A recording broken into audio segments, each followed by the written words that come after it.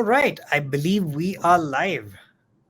I'm just going to look for people in the session, and we have a bunch of people with us right now. So I am going to get started. Can I see people in Yes. the session right now share a thumbs up in the chat to let me know they're in and listening? Fantastic. Hey Panchil, hey Pavan.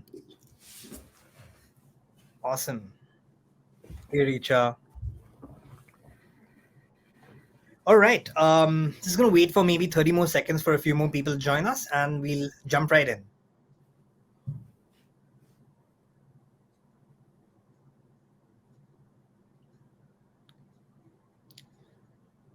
All right, more thumbs are coming in. I shared one as well. Fuck it, Oh yeah. I know it doesn't count, but like I wanted to be part of the Of the course fun. it counts. Because I think when you're talking at the back of your head, you're also listening to yourself. So you are as much audience as speaker. True. I never thought about that. Lots to think about during the session, guys. I'm so glad you're joining us. Fantastic. Pavan, just let us know in the chat when you think we should get started, yeah?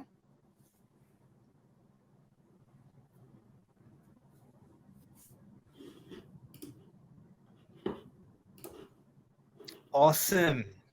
All right, folks, welcome to Elevate, the Ultimate Global Content Summit 2021, organized by Pepper Content. And welcome to the stage where we talk about content creation. In particular, we are talking today about the creator economy. And the topic of discussion today is, of course, the creator economy is here to stay. And I'm so excited to have with us Hugo Anselm.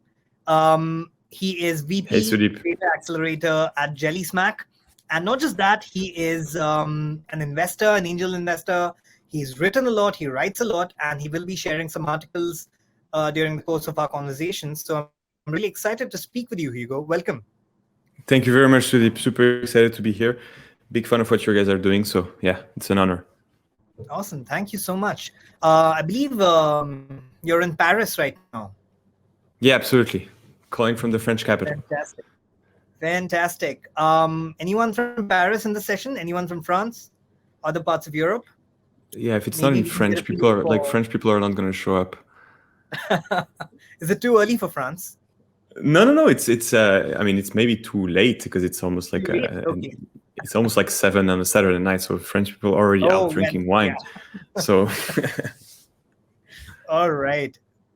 Okay, so we're here today to have a conversation about the creator economy and what exactly that means, and we'll be talking about different dimensions of what the creator economy is all about. And we're going to keep this conversation organic, right? We're going to ask a few questions and see where that goes. Hear Hugo answer, and then there isn't really a specific structure to this that we're going to follow. We're just going to let it snowball. And before we begin, I have something very important to announce to all of you. If you aren't already aware, there is a reward for 5 of you. So 5 questions, 5 participants, and 5 Amazon vouchers, right? So I want you to ask your questions. If you have a question that you'd like to ask, shoot it in the comments, and we'll select the top 5 questions that we think we'd like to answer, that Hugo will be answering. And you guys are going to get Amazon vouchers as a reward. So make sure you're not shy and make sure you ask those questions. All right. So Hugo, let's get started. For the people in our session today, if you had to dumb it down, if you had to begin very simply, how would you define or talk about the creator economy in a very simple manner? I mean, at the end of the day, like I think that the internet revolution and internet in general had 2 kids, the startups and the creators. And so for the first phase of the internet revolution, we explored and sort of like settled on what happens when an organization scales thanks to internet, and we call it a startup. And I think that right now what happens is that because we've improved tools and access to internet so much, that what happened to the organization that scaled and became a startup now is happening to the individual. And so for me, the way that I define a creator, and hence the way that I define the creator economy, a creator is an individual that basically scales through media. And that just creates a whole lot of opportunity for individuals everywhere in the world to basically access huge amounts of wealth through media leverage. And this is always the analogy that I do, because I think that everything that happened in the startup world for the past 20 years is going to happen to the creator world in the next 5 in an accelerated manner. And so at the end of the day, to really, really dumb it down, a startup is an organization that scales through code. You put a line of code out there, and most of the people have heard about the Naval thesis. And if you haven't, please go listen Naval Ravikant on podcast and Twitter.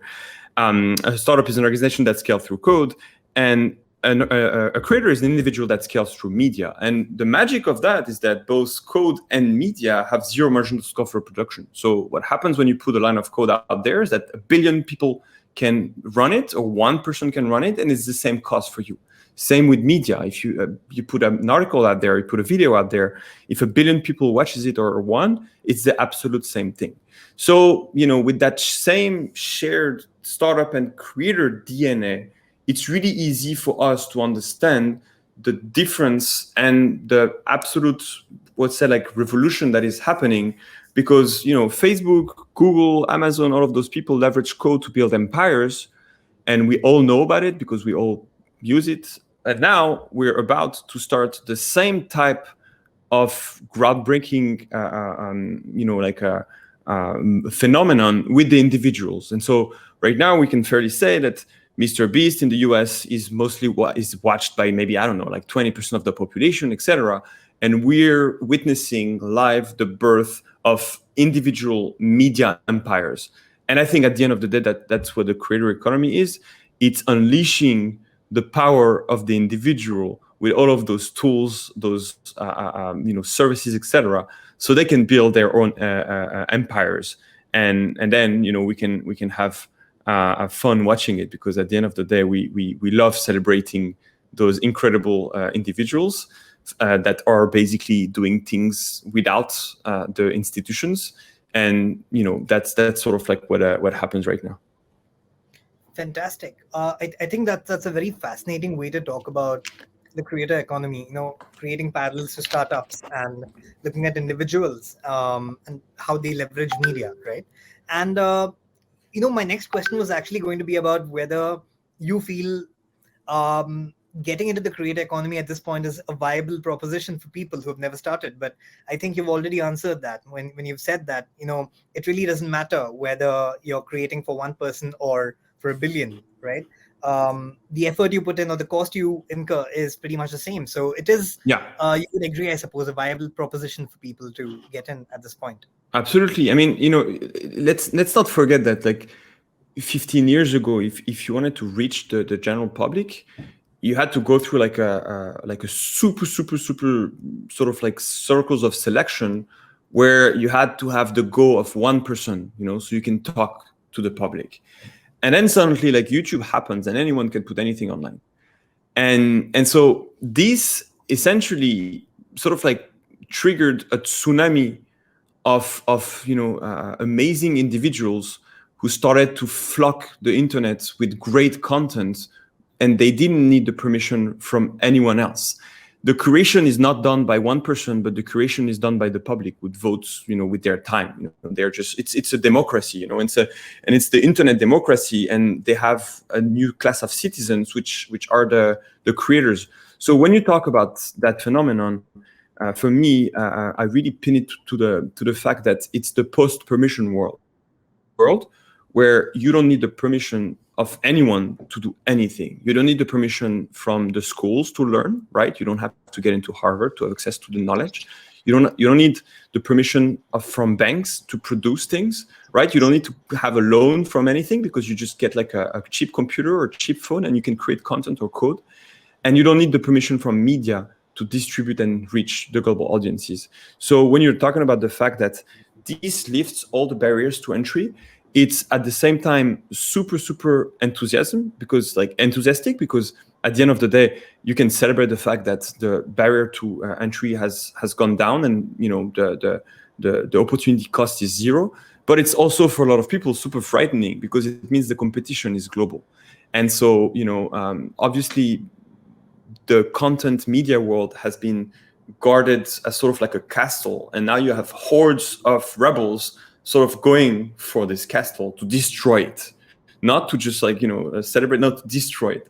So if you're a young 18-year-old person in India, especially, and you're lucky enough to have access to a phone that can have a good enough camera to record anything, or just like a computer to type text, you're absolutely thrilled. If you're like a 50-year-old American dude that has been working on media at whatever, like, great media company, Viacom, and has been like sort of like working its way up the ladder for 30 years, and now just realizes that like this Indian kid can create and moves more views than he can do, this is super frightening, right? So it's always like that with internet. It's both sides of the same coin. But I'm here obviously to talk about and to celebrate the fact that anyone can actually become a creator now. And that's fantastic, Hugo. But at the same time, I was reading this article in which you were quoted recently, the one that got published on Shopify, right? Yep. Where you speak about the permissionless internet having reached its limits, and and the article further goes on to talk about ownership, right? So, for example, there's this line in the article: anchoring their brand to own channels allows creators to build communities that are platform agnostic, right? And over here, and once again, I'm so glad you mentioned that the differentiation between the 18-year-old creator who's super excited to have this happen for them versus this, say, 50-year-old individual who's working at a large media conglomerate, who's alarmed by perhaps the rise of this, because they see people getting up to where they were in a fraction of the time that it took them. Do you think, Hugo, that there's still a long way to go as far as creators being able to truly create what they believe in goes? Because there are still limitations that platforms impose on what can be said, what can't be said. There's problems with algorithms. It's very easy for people to gain followers and then lose them. So where do you think creators today stand as far as being able to truly express themselves and create the kind of content that they want to create? Do you believe they're in a good position to do that, or are there still many limitations that they have to work around, and will they continue to have to work around that over say the next 5 years? It's a really good question.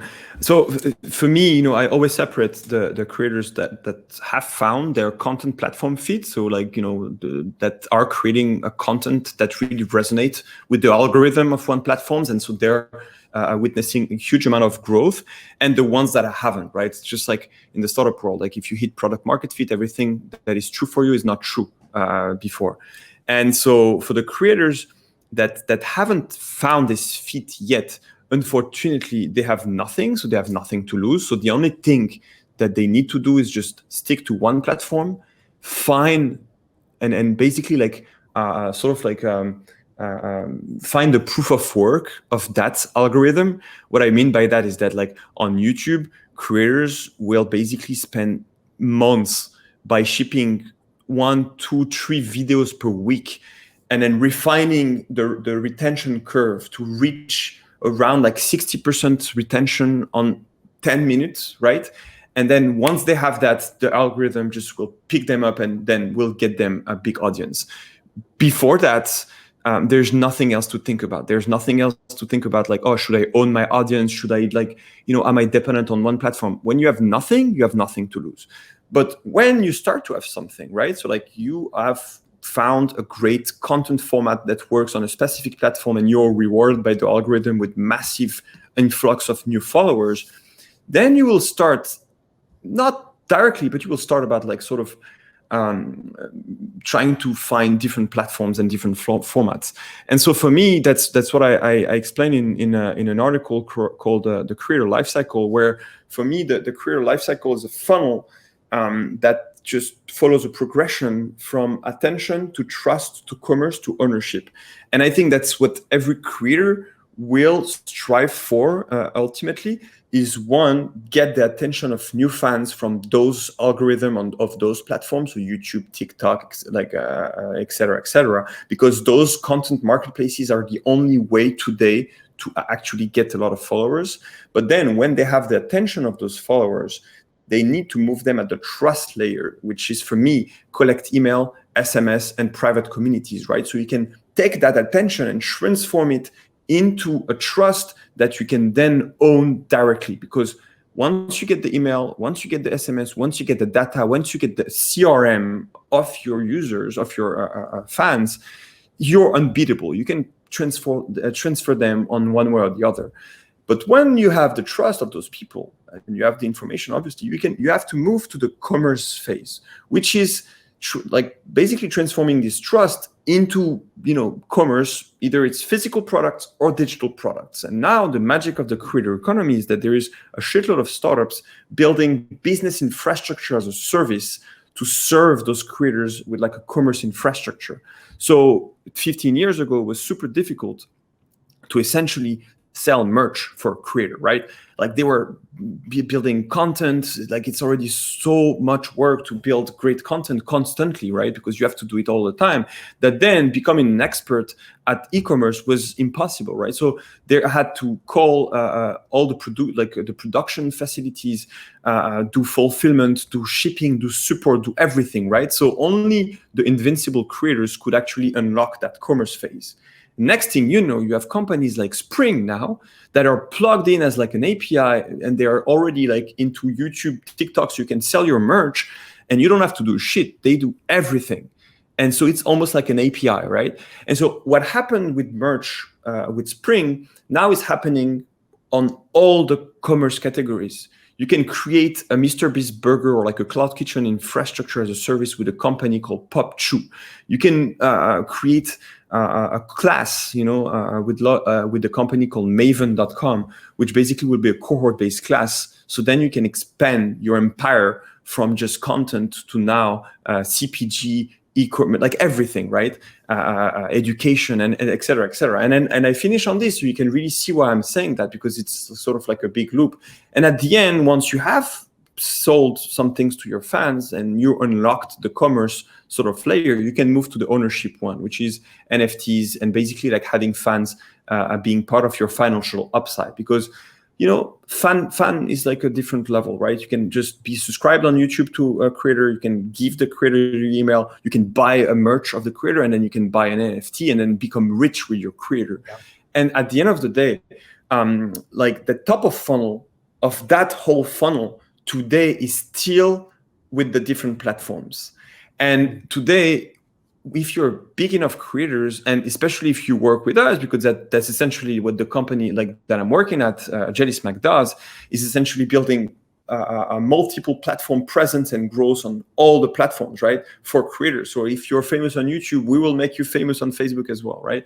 And so right now, even if the top of funnel is still dominated by those platforms that you still need the permission from because they can take you down, etc., you still have enough of those platforms that you can be robust, and you can be, robust enough if one of them take you down, except if you're called Donald Trump and then all the platforms are just like canceling you. But that's another story for another time.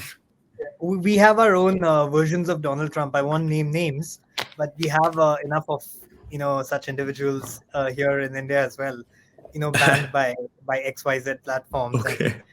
It's all of them. Fascinating stuff, really. Yeah. But thank you so much for clarifying that, Hugo. That's really very insightful.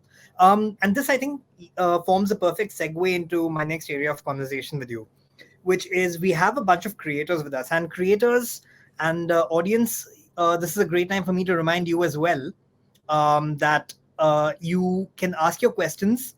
The top 5 questions that get asked here will be selected, will be answered. And the top 5 ones will receive an Amazon voucher of 1,000 rupees each. So shoot those questions out and keep asking those questions. And towards the end, I'll build in some time for Hugo to respond. Awesome. So Hugo, as I was saying, this is a perfect segue, what you just said, to ask my next question, which is, we do have a bunch of creators here, right? We have some writers, we have YouTubers, we have people who are stand-up comedians, right? People leveraging Clubhouse, podcasters. It's a bunch of people here with us. And for people who want to make a viable living through content, to create by creating content. Yeah. I remember this tweet that you shared, I think just a couple of days ago, where you said the Stripe analyzed the growth of the creator economy across 50 platforms, and there's 668,000 creators. That's a 48% increase year on year. And there's $10 billion in aggregate creator earnings, with 15.5 million creators estimated in 5 years from now. And that's massive, right? And that's, as we were discussing earlier, just a fraction of what the actual number probably is. So given the fact that there are so many creators, and through this session, the creators who are with us today would love to know from you. Speaking generally, what are, for example, some of the do's and don'ts of creating content, of getting started with creating content? What, if any, are some important technical skills that creators need to possess to get started, and not just get started, but, as you mentioned, grow actively within the community of creators that's out there, the ever increasing community?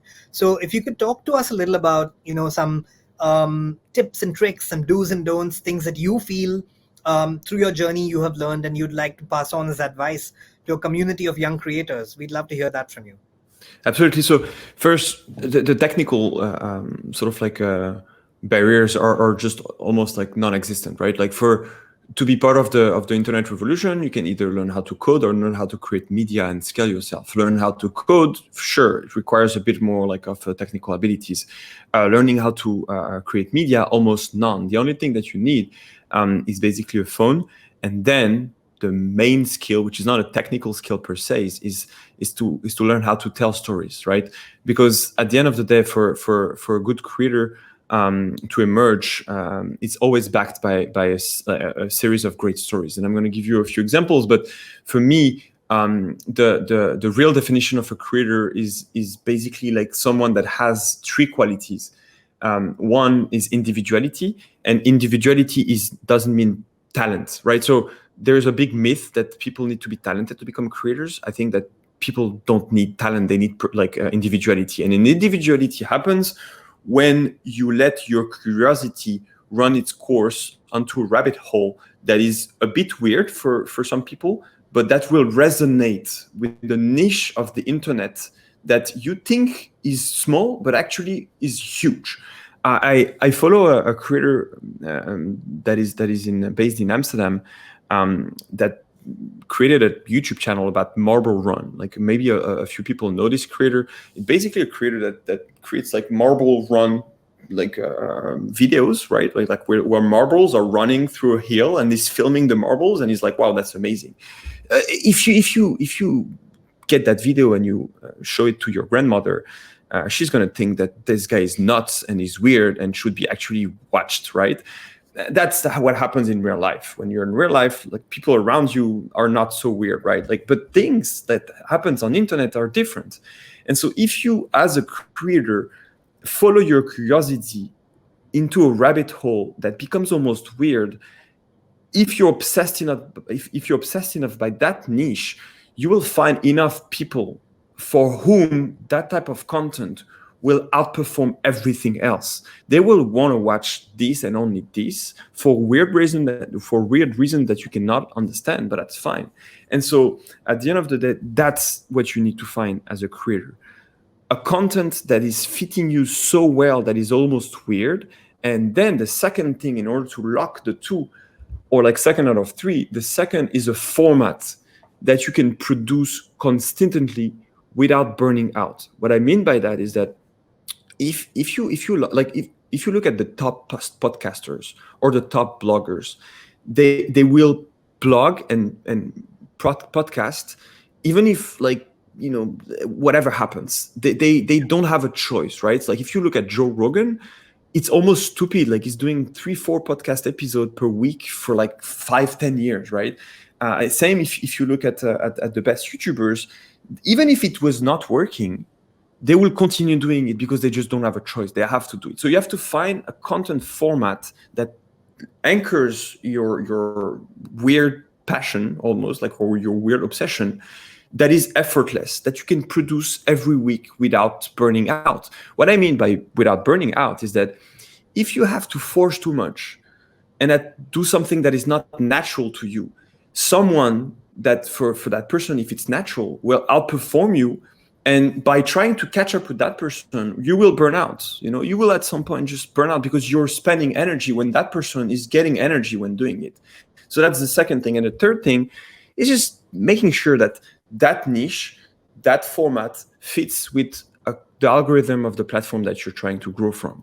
Of course, if you're a blogger, if you're a writer, that marketplace will be Google SEO. So that's another type of, sort of like rule.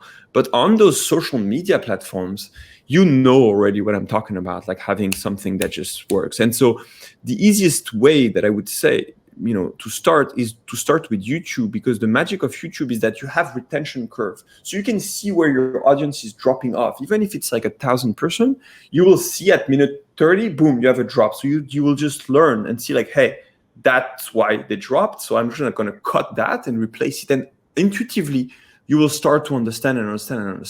And I think at the end of the day, even if you're a writer and you're doing a blog post, you should record yourself doing the video of that blog post so you can put it on YouTube and see where the people drop, where, you wouldn't know if you write a blog article. It'd be like, oh, like just people are spending 2 minutes, but I don't know where they drop.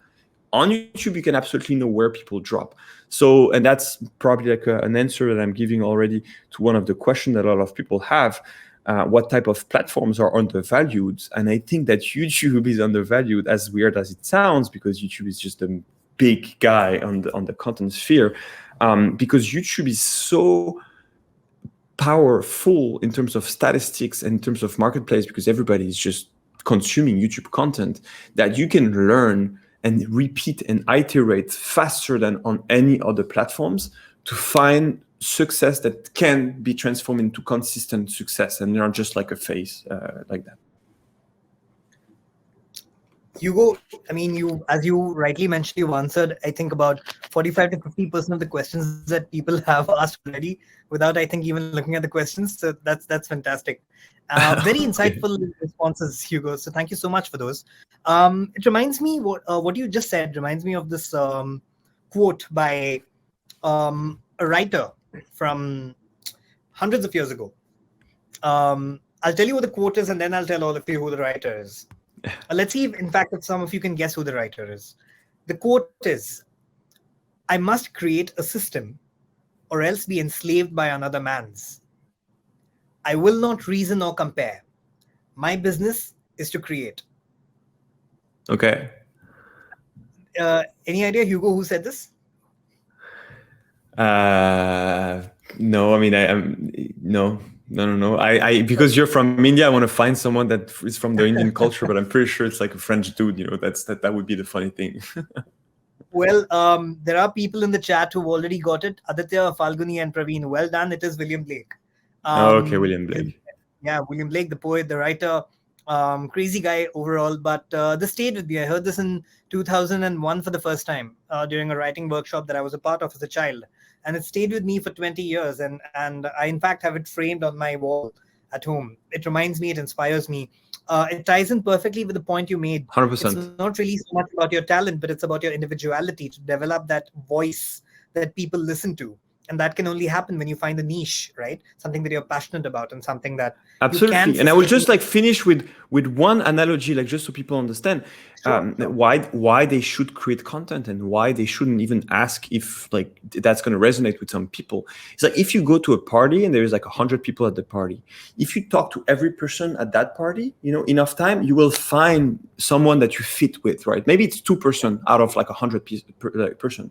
The magic of internet is that this is like the biggest party in the world, right? And so you just need to find that 1 or 2 person that the platforms will do it for you, right? So then you can just crash thousands of parties by just pushing content on some platform.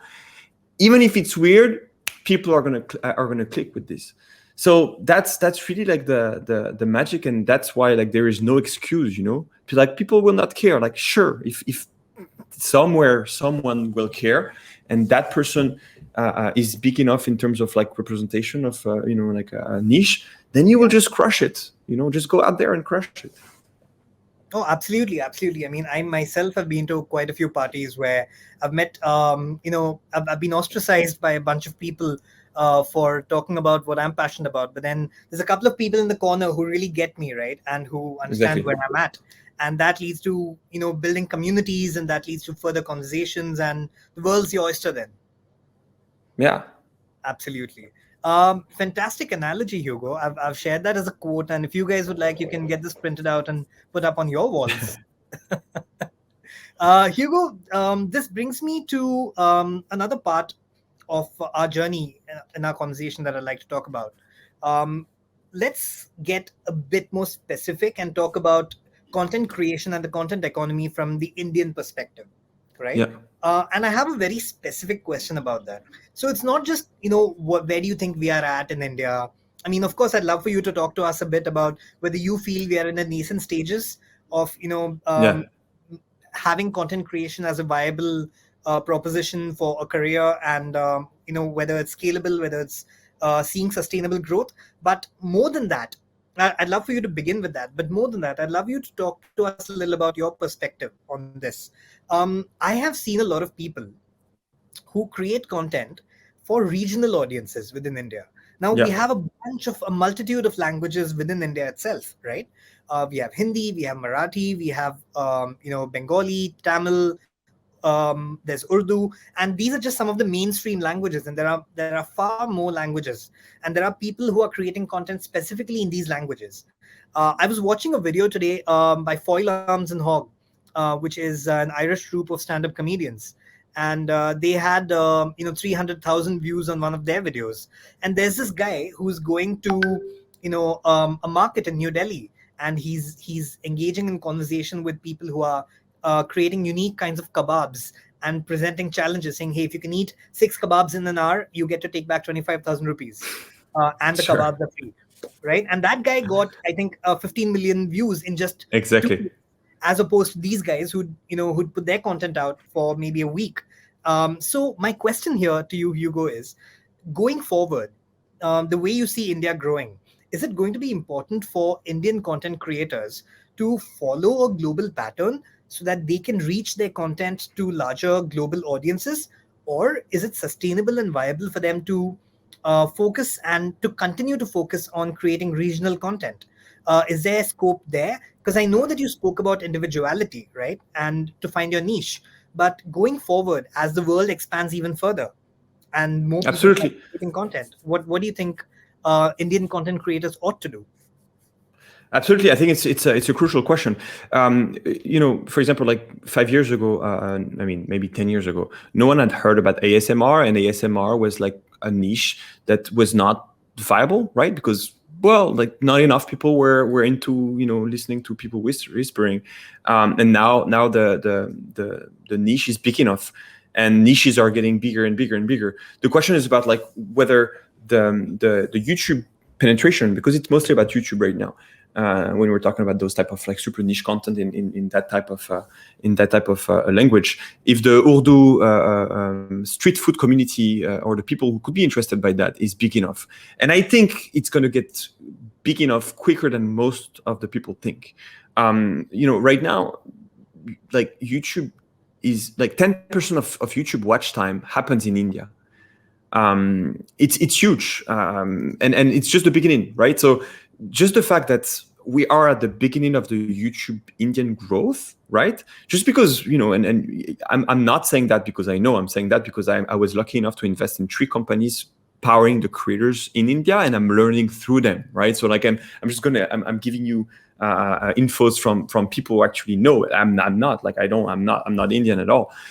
So just because that happens, is going to create a huge opportunity for those small niches to make sense. So at the end of the day, you can look at YouTube, and you can look at the stats, and you can look at the population watching a type of content in a specific language, and you can really sort of like look at the opportunity, if it's big enough or not. But in general, think about the opportunity in India, and think about the fact that it's, I think, the fastest growing market for creator economy in general, but YouTube specifically. And think about the fact that the creator economy is not just like media. It's also it's an ecosystem of stakeholders, investors, startups building for creators so they can scale themselves even further, agencies and providers and all of those people. And so India have everything. They have the fastest, I think, growing startup economy. The number of startup of deals is totally exploding, in the past years. Like, it's overtaking China and most of the countries in the world. In terms of service providers and people who understand content, not only you have Bollywood, which is one of the biggest, content platform in the world. And so a lot of people that are skilled in this Bollywood world can move also in the creator world and sort of like do the back and forth. And so it's fueling talent into the creator world big time. And also, like, and for me, that's sort of like a thing that is almost trumping everything else, is that you have a positive sort of like a mindset around technology and around internet, which just reinforces the fact that people want to embrace those careers faster than they will in Europe. In Europe, we think about internet as like a dystopia thing, right? About a thing that will just destroy the world. In India, what I've heard is that the mindset is more about like, this is, enabling us to just reach higher heights. And I think that the fact that the mindset is here, the skill set is here, the local, sort of like population is ready to massively start watching content, even more so than we are, makes it like one of the most interesting market. Not only saying that, that, and for sure, like, people in India, of course, there's thousands of languages, but you guys speak better English than we do here in France. And so, like, the opportunity both locally but also globally is, I think, one of the most exciting one. And I will, stop with I would say, like, this thoughts that I think I heard from Balaji's, like the and I will kill his name. So Balaji Srivastava, but like, I think it's something like that. That essentially said, like, China in the past century has become the workshop of the world, right? Like, producing all the world stuff at the beginning, creating shitty thing, and then now basically producing the quality, the best quality of the world, And I think that we might see the same thing with India as well, where like a lot of people right now are thinking about India as like the content workshop of the world. Like, hey, we're just gonna push our cheap content stuff like in India, and that's it, right? They speak English, they're cheap, they're fun, blah, blah. And I think what's gonna happen is that in 10, 15 years, maybe even less so, we're gonna go to a point where India, fueled by that sort of like, influx, is going to create better content than the rest of the world. And we're going to, see that happening quite fast. And so that's why I'm super bullish in general, whether you're an Indian creator that wants to start, nailing down a super small niche, whether it's too late, whether it's like it's too soon, or I don't know.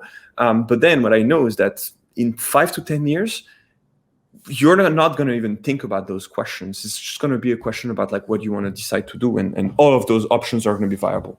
Fantastic. Hugo, and all of you, I would love to keep talking, but we're running out of time.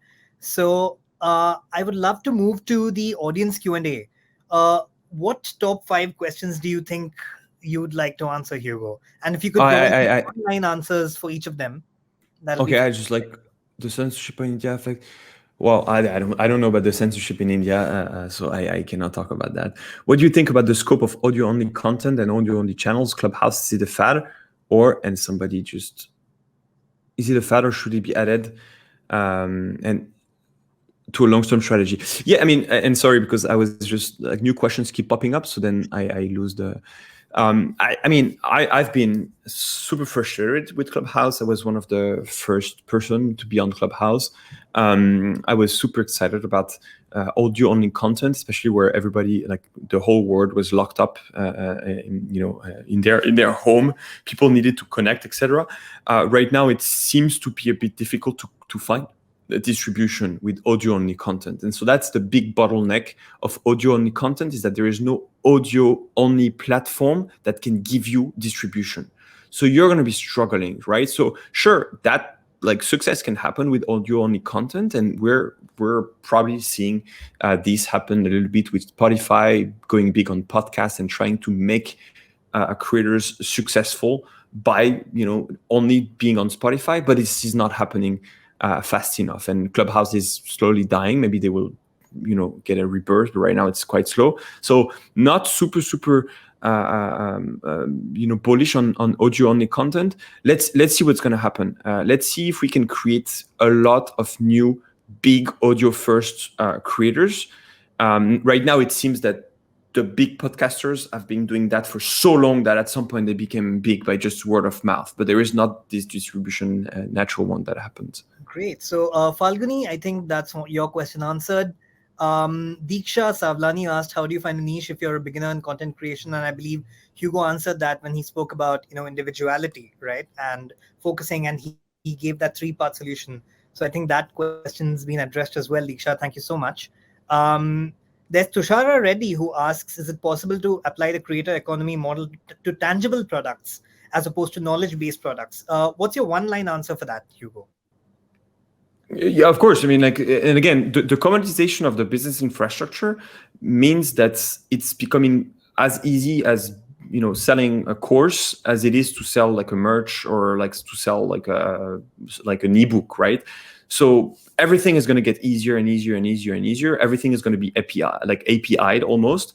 And right now, again, I was saying like, and I'm finished on this, but you can launch a cloud kitchen restaurant infrastructure as a creator, like we just using one startup, and that's it. You just go back to sleep. You create a burger, you sell it through like the US, and then you go back to sleep. So yeah, absolutely. It's fantastic. Thank you so much, Tushara, for your question, and Hugo for your answer. Our next question comes from Sanchari Ghosh, who is a content marketer, and they ask, how should creators safeguard their mental health in this hugely competitive space? I think it's a pain in the ass. It's a pain in the ass. It's impossible right now, and I'm going to tell you why in one like 30 seconds. When you have incredible amount of leverage as an individual, you also have an incredible amount of pressure and responsibility. Where we were talking a lot about like startup burnout culture, because like funding a startup is incredible leverage, and so you have incredible pressure, etc., etc. The thing is that like the startup ecosystem, both in terms of the structure, you have co-founders when you build a startup, most usually, but also in terms of education, like a lot of people have gone through the things, a lot of people have built companies, have built businesses alone, etc., etc. So you can really sort of like mitigate the effect of burnout in the startup culture, even if it's difficult. With the creators, those 2 points are off. One, you're alone, and you're fucking alone, and you cannot share this with anyone. Like creators are talking with each other, but it's not like you have a co-founder that can go with the roller coaster with you. And second, because creators have not yet massively realized that they're entrepreneurs, they're thinking about themselves as like sort of like artists. And so they're not thinking about themselves as like founders who are like going into a marathon that is being run in sprints, and then they burn out. So we haven't yet massively address that problem. We are just asking the question right now, but nobody has come with an answer. And I think that this is going to be the biggest challenge of the next 5 years in the creator economy, because right now you can see always this thing where like the creator goes up, burns out, and then goes down. We cannot continue like that. We have to help them create consistent assets. That is so true, Hugo. True words have seldom been spoken, especially when it comes to mental health and creating content. And one last question to go, and this one comes from Shubham Agarwal, who's a student. And, he asks, what would and I think this is a great way to end our session, Hugo, as fascinating as it's been. I'm really sad we have to go, but, time binds us. What is your advice? What's your one singular piece of advice for new content creators, for someone who really wants to get in? What is the one thing you'd say to them, Hugo? Keep going. Consistency is key. Never let go, and again, like, and I would say the last thing is like, know what you're optimizing for. Decide whether you want to have glory, security, or freedom. If you want to have glory, you'll probably die doing so, but that's fine. That's the game. If you want security, then just get a job. And if you want freedom, just do like something chill and bootstrapped, and don't take money from investors or anything else, right? Just, ask yourself what you really want to optimize for, and then keep going. never stop, and then you will get it. Awesome. And we are exactly at 45 minutes, and this brings us to the end of our session. Hugo, you are amazing at managing time and answers. I don't know how you do You it. are. I mean, I'm bad at that. I will keep talking all the time. You'll get the credit for that. Folks, thank you so much for joining us. And Hugo, it's been a wild ride listening to your insights. And I've shared a couple of links to your tweets, and people can connect, I'm sure, with you on Twitter and reach out, right? And guys, Google Perfect. Hugo. He's got a bunch of articles out there. Really fascinating insights. Thank you all so much for joining us. Thank you to Pepper Content for organizing the session at Elevate. Absolutely. I hope you guys have enjoyed the other sessions. Hugo, it's been an honor, a pleasure. I wish you all the very best. And thank you so much Same for your here. advice. I'm sure you have inspired a bunch of us creators out here, and you'll be seeing a lot of content. And whenever you come down to India, I will. The pace at which things are changing, I'm sure you will get to meet and see a bunch of people here, become I creators. will. This no question asks. I will be there, and I will come often because I'm bullish, and I'm not saying that just like that. I'm gonna act on it. Thanks again for your time, and thanks again for everyone watching. Have a great day. All of you have a great night. Those of you who are in India, take Yes. care. We'll see you for the next one. Cheers.